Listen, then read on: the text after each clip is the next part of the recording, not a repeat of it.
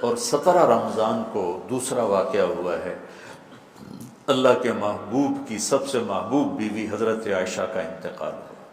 حضرت معاویہ رضی اللہ تعالیٰ عنہ کے دور میں حضرت عائشہ رضی اللہ تعالیٰ عنہ کا انتقال ہوا، جو آپ کی سب سے محبوب بیوی تھی، اور اس حد تک کہ کہا یا اللہ ھذا قسمی فیما املک فلا تؤاخذنی فیما تملک ولا املک۔ اللہ اکبر، یا اللہ میں نے بیویوں میں برابری کی ہے، پر میرا عائشہ سے پیار زیادہ ہے، اس پر میری پکڑ نہ فرمانا۔ سبحان اللہ، ہمیں زندگی گزارنے کا طریقہ سمجھائے۔ چونکہ حضرت عائشہ چھوٹی تھیں تو ان سے دوڑ لگا رہے ہیں۔ حضرت ام سلمہ کے ساتھ دوڑ نہیں لگائی، حضرت سودا کے ساتھ دوڑ نہیں لگائی، جویریہ کے ساتھ، صفیہ کے ساتھ، ام حبیبہ کے ساتھ، زینب کے ساتھ دوڑ نہیں، چونکہ ان کو لاڈ کروائے، لاڈ، چھوٹی عمر کی رعایت کی، لاڈ کروائے۔ آؤ عائشہ دوڑ لگائیں، یہ حضرت عائشہ نے نہیں کہا دوڑ لگائیں، اللہ کے نبی نے کہا عائشہ آؤ دوڑ لگائیں۔ اور ایک دفعہ نہیں، 2 دفعہ سوڈانی مسجد میں تماشا کر رہے تھے، آؤ عائشہ تمہیں تماشا دکھاؤں۔ اور دوبارہ حبشی آئے تو پھر اماں جی نے کہا کہ میں دیکھنا چاہتا ہوں۔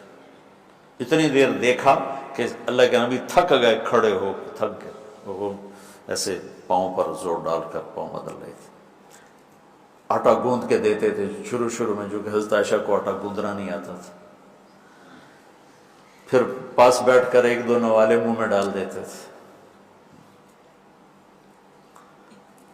اب آپ جو فارغ ہو کے جا رہے ہو، کوئی سال لگاؤ گے، کوئی کسی کی شادی ہوگی، تو یہ میری ایک نصیحت ہے کہ اچھے خامند بن کے دکھاؤ۔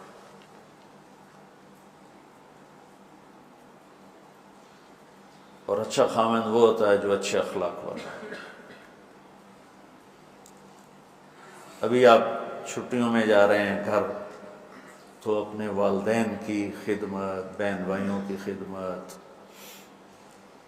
وہ تبلیغ میں ایک اصطلاح چلتی تھی، عبادت سے جنت ملتی ہے، خدمت سے خدا ملتا ہے، یہ کہا کرتے تھے خدمت کی۔ تو حضرت عائشہ رضی اللہ تعالیٰ عنہ کا انتقال ہوا 17 رمضان المبارک،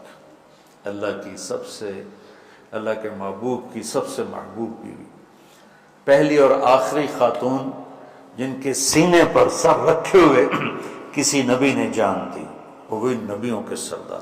مات فی سحری و نحری، کا یہاں میرے نبی کا سر تھا، اور آپ ان کو آسرا دے کے اس طرح بیٹھے ہوئے تھے، اور آپ تھوڑا سا یوں نیم دراز تھے اس حالت، اور یہاں سر رکھے ہوئے حضرت عائشہ کے سینے پر نبی نے جان دی، یہ کائنات کی واحد خاتون ہے جس کے سینے پر سر رکھے ہوئے نبی نے جان دی۔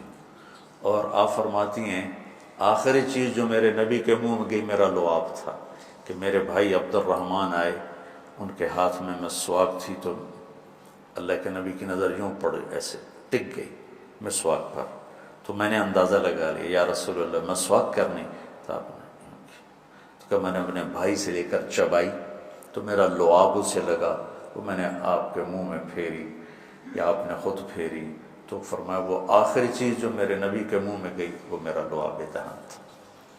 اور واحد خاتون ہے جن کا حجرہ کسی نبی کی قبر بنا، حضرت عائشہ کا گھر ہی آپ کے لیے آخری آرام کا بنا۔ اور کائنات کی 2 عظیم ہستیاں ابوبکر اور عمر، ایک دفعہ مسجد میں داخل ہوئے تو آپ کے ابوبکر عمر دائیں بائیں تھے، تو آپ نے ایسے دونوں کے ہاتھ پکڑ لیے، کہا ہمیں دیکھ رہے ہو؟ کہا جی۔ آپ نے کہا ھذا نحشر یوم القیامہ، قیامت کے دن میں اسی طرح اٹھایا جاؤں گا کہ ادھر میرے ابو بکر ہوگا اور ادھر میرے عمر ہوگا۔ تو ام عائشہ وہ واحد خاتون ہیں جن کا گھر میرے نبی کی آخری آرام گاہ بنا، جہاں 70,000 فرشتے صبح آتے ہیں، شام تک درود پڑھتے ہیں، وہ چلے جاتے ہیں، شام کو 70,000 آتے ہیں، صبح تک درود پڑھتے ہیں۔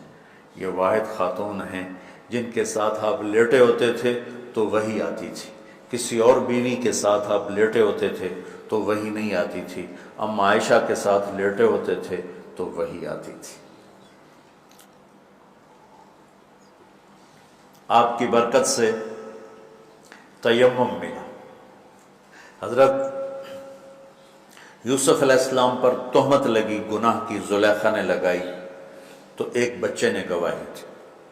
حضرت مریم پر قوم نے تہمت لگائی تو بیٹے نے گواہی دی، اور حضرت عائشہ پہ تہمت لگی تو میرے اللہ نے خود گواہی دی۔ کتنا بڑا فرق ہے۔ شہد شاہد من اہلہا ان کان قمیصہ قد من قبل فصدقت وهو من الکاذبین وان کان قمیصہ قد من دبر فکذبت وهو من الصادقین۔ یہ تو آ گئی گواہی بچے کی، شہد شاہد من اہلہا۔ اور قال انی عبد اللہ آتانی الکتاب وجعلنی نبیا وجعلنی مبارکا، یہ حضرت مریم کی گواہی۔ اور حضرت عائشہ کی ان الذین جاءوا بالعفک عصبۃ منکم لا تحسبوا شر لکم بل هو خیر لکم لکل امرئ منهم ما اکتسب من الاثم والذی تولى کبرہ فلہ عذاب عظیم۔ اللہ تعالیٰ علامہ زمخشری اپنی تفسیر میں فرماتے ہیں کہ پورے قرآن میں اللہ کہیں اتنا غضبناک ہو کر نہیں بولا جتنا ان آیات میں غضبناک ہو کے بولا ہے، جس میں ام عائشہ کی پاک دامنی کو اللہ نے بیان کیا۔ اللہ کے نبی ایک مہینہ وحی نہیں آئی، پورے مدینے میں آگ لگ، وحی کیوں نہیں آئی تو اللہ ہی جانتا ہے کیوں نہیں آئی۔ ایک بات سمجھ میں آتی ہے، زبان کے زہر کو سمجھانے کے لیے کہ زبان کا غلط استعمال کس طرح گھروں کو آگ لگا دیتا ہے، ہمیں سبق دینے کے لیے کہ زبان پہ قابو رکھیں۔ اس حد تک حالات پہنچ گئے کہ میرے نبی گئے حضرت عائشہ کے پاس، عائشہ اگر تجھ سے گناہ ہو گیا ہے تو معافی مانگ لے، اللہ معاف کر دے گا۔ اس حد تک ذہن پر اثر ہوا باتوں کا کہ عائشہ اگر تجھ سے کوئی گناہ ہوا ہے تو توبہ کر لے، اللہ معاف کر دے گا، اور اگر نہیں کیا ہے تو اللہ تیری پاک دامنی بیان کرے گا۔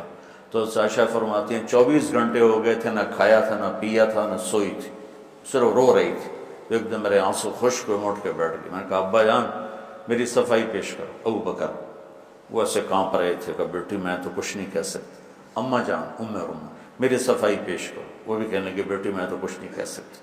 تو کہیں میں نے ایک دم چمک کے کہا سچ بولوں گی تو کوئی مانے گا نہیں، جھوٹ بولوں تو اپنے آپ کو برا کہوں، بس میں وہ کہتی ہوں جو یوسف کے باپ نے کہا تھا، حضرت یعقوب۔ کہنے کہ مجھے غم میں حضرت یوسف کے والد کا نام ہی بھول گیا۔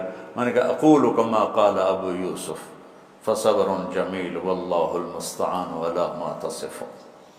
کہنے کہ یہ کہہ کر میں لیٹ گئی دوبارہ، اور مجھے نہیں پتا تھا کہ میرے بارے میں قرآن آئے گا۔ مجھے یہ تھا کہ اللہ کا نبی کو خواب دیکھ لیں گے یا جبریل آ کے کہہ دیں گے یہ قصہ غلط ہے، لیکن وہ تو قرآن۔ جب وہی اتری ایک دم تو ابوبکر اور ام رومان ایسے کانپنے لگے، چہرے زرد ہو کر، مرنے والے ہو کے، کہ پتہ نہیں ہماری بیٹی کے حق میں ہے یا خلاف ہے۔ جب وہی ختم ہوئی تو میرے نبی مسکرائے زور سے، کہا عائشہ مبارک ہو، اللہ تیری گواہی دینے خود آ گئی۔ تو ام رومان کہنے لگی عائشہ اٹھو، اللہ کے نبی کا شکر ادا کرو۔ کہ نہیں، میں اس کا شکر ادا کروں گی جس نے میری گواہی دی۔ تو 17 رمضان حضرت عائشہ کی کا انتقال کا دن ہے۔ تو آج میں نے اپنے اوپر جبر کر کے بول لیا ہے 50 منٹ، اب دعا کرنا مجھے سر درد نہ ہو۔ اور 21 کی رات ہے، سبق پڑھتے پڑھتے میری